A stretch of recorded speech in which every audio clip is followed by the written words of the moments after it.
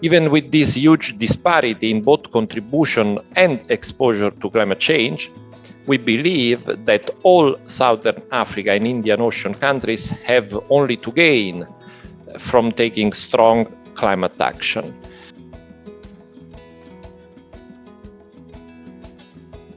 Is it a new kind of agriculture?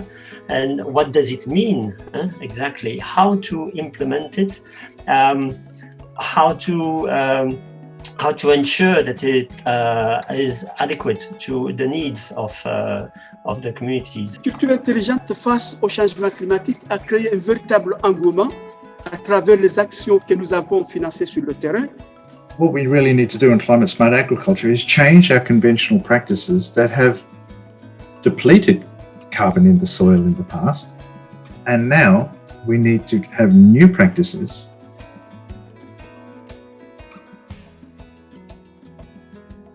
We know the science is there that our region is warming at twice the global average.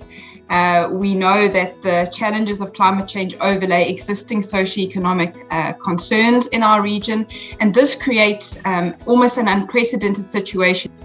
The local element, I think, is really important because this change happens in a socio-political economic context, and it's really different in each place. For us to go further, we will need the support of the international community, support in terms of financing those innovative climate action solutions. To transition to this new energy regime, we are securing and building skills, tools, and systems for the future.